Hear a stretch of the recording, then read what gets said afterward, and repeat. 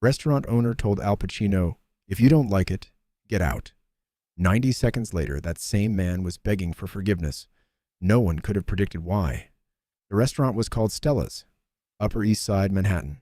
White tablecloths, crystal chandeliers, the kind of place where a glass of water costs $12 and they don't blink. Al Pacino sat alone at table 7, corner booth, away from the windows. He always chose corners. Old habit. You can't be surrounded if your back is to the wall. He'd finished his meal 20 minutes ago. Grilled salmon, asparagus, nothing fancy. He wasn't here for the food. He was here because it was quiet. The waiter approached. Young kid, maybe 23. Nervous smile, white shirt so crisp it looked painful. "How was everything, sir?" Pacino looked up. "Fine." "Wonderful, I'll bring your check." The kid disappeared, returned 2 minutes later with a small leather folder, placed it gently on the table like it was made of glass. Pacino opened it. $847. He blinked. Read it again. Still $847. For salmon and asparagus. Pacino's jaw tightened. He looked at the itemized list. Salmon, $185. Asparagus, $47. Water, $12 per glass. He'd had 3 glasses, but there was something else. Service appreciation fee, $340. Not a tip. A mandatory fee. 40% of the total. Pacino leaned back. His fingers drummed the table once, twice. The waiter noticed. Came back over. "Is everything all right, sir?" "What's this?" Pacino pointed to the service fee. "Oh, that's our service appreciation charge. It's automatic for all guests." "Automatic?" "Yes, sir. It goes to support our staff." Pacino looked at the kid. Really looked at him. Saw the exhaustion in his eyes. The worn shoes. The way his hands trembled slightly. "How much of this do you get?" The waiter blinked. "I'm sorry?" "The $340. How much goes to you?" The kid shifted his weight. I don't think I should answer the question." A pause. "About 15% of it, sir." Pacino did the math. $51. The kid got $51 out of $340. But that wasn't what made Pacino's blood start to simmer. What made him angry was what happened next. A man approached the table. Mid-50s. Perfectly tailored navy suit. Gold watch that cost more than most people's cars. Slicked back hair. Smile that didn't reach his eyes. Antonio Marcello, the owner. "Mr. Pacino." His voice was smooth. Practiced. "I hope everything was to your satisfaction." Pacino held up the check. $847. "Yes, our prices reflect the quality of our establishment." "For salmon?" Marcello's smile tightened. "For the experience, location, ambiance, discretion." He gestured around the restaurant. "You understand?" "I understand you're charging 40% service fees and giving your staff 15% of it." The smile vanished. "That's internal business. Where does the other 85% go?" Marcello's eyes went cold. "Mr. Pacino, if you have a problem with our pricing, perhaps Stella's isn't the right establishment for you." The words hung in the air like a challenge. The waiter had backed away. Other diners were starting to notice. The restaurant's ambient noise, clinking silverware, quiet conversations, began to fade as people sensed something brewing. Pacino stood up slowly. His chair scraped against the hardwood floor. He reached into his jacket, pulled out his wallet, opened it, and threw it onto the table. The leather wallet hit the wood with a heavy thud. It fell open. Cash spilled out. 20s, 50s, hundreds. Bills scattered across the white tablecloth like leaves. The restaurant went silent. Marcello stared at the money, then at Pacino. "What are you—" "I'm paying," Pacino said quietly. His voice was ice. "But first, I want you to understand something." He pointed at the scattered bills. "That's probably $2,000. More than enough to cover your inflated bill and your thief service fee." Marcello's face flushed red. "How dare you!" "But here's the thing." Pacino took a step closer. "I don't mind paying for quality. I don't mind paying for service. What I mind is being treated like a wallet with legs." The owner's jaw clenched. "If you don't like our policies, Mr. Pacino, you know where the door is." Pacino smiled. It wasn't a friendly smile. "You're right. I do." He turned, started walking toward the exit. 60 people watched him go. The waiter looked panicked. Marcello stood there with a satisfied smirk, arms crossed. But here's what no one expected. Pacino stopped at the door, his hand on the handle. He stood there for 3 seconds. 5, 10. Then he turned around and walked back. Not to his table, to Marcello. The owner's smirk faltered, just slightly, because something in Pacino's eyes had changed.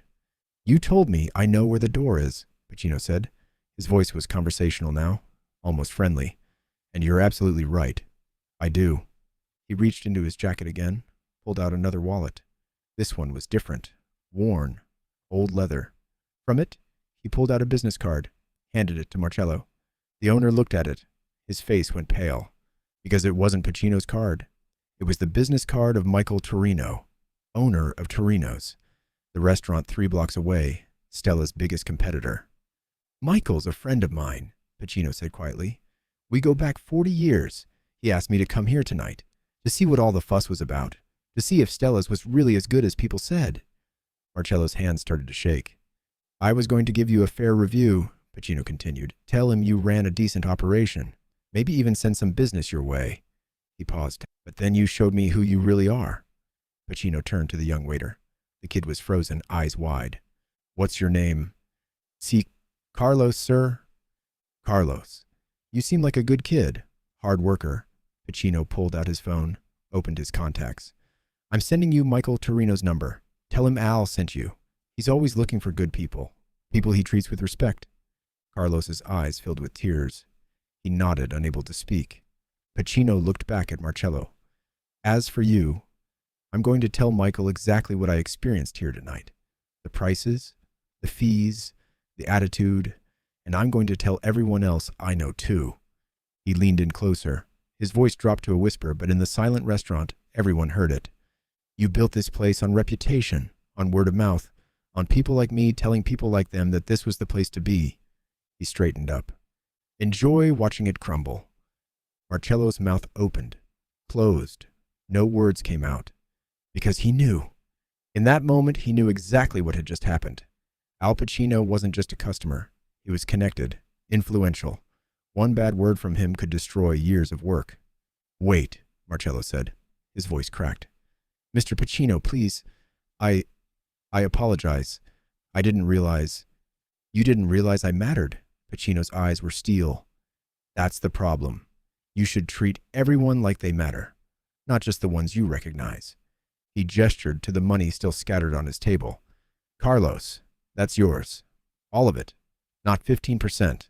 All of it." The young waiter's legs nearly gave out. $2,000. Probably more than he made in 2 months.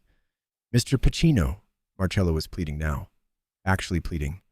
"Please, I made a mistake. I was wrong. Just give me a chance to..." "To what?" Pacino's voice cut like a blade. "To pretend you're not exactly who you showed me you are?" He shook his head. "I've known men like you my whole life.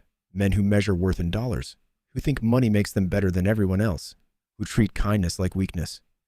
Marcello's face was white as paper now. Sweat beaded on his forehead. Other diners were recording on their phones. The story was already spreading, in real time. "I'll do anything," Marcello said. His voice was barely a whisper.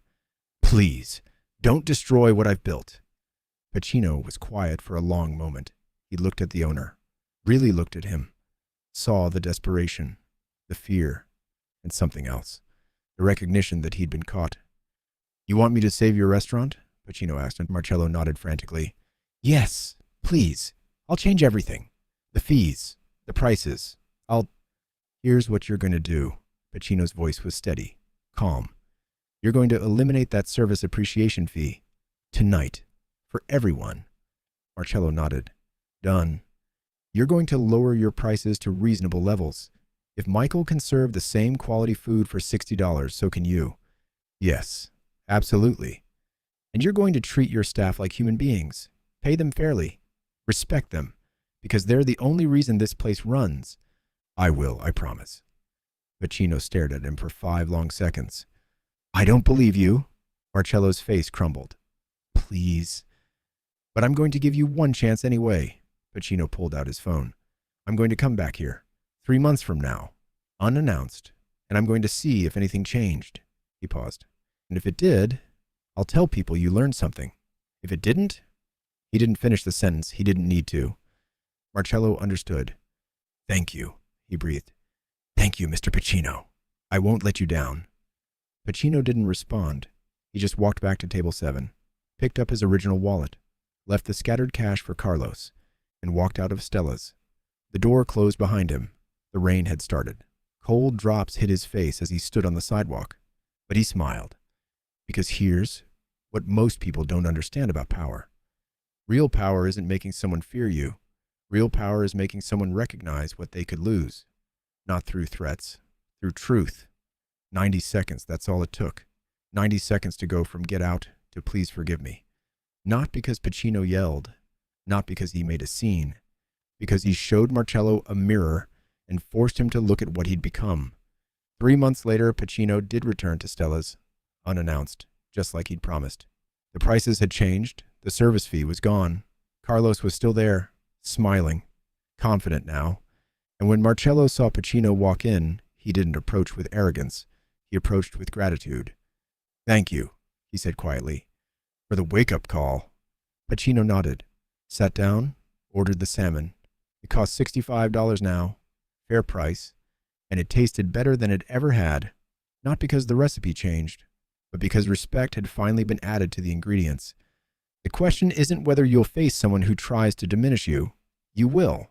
The question is, will you have the presence of mind to show them the mirror instead of just walking away?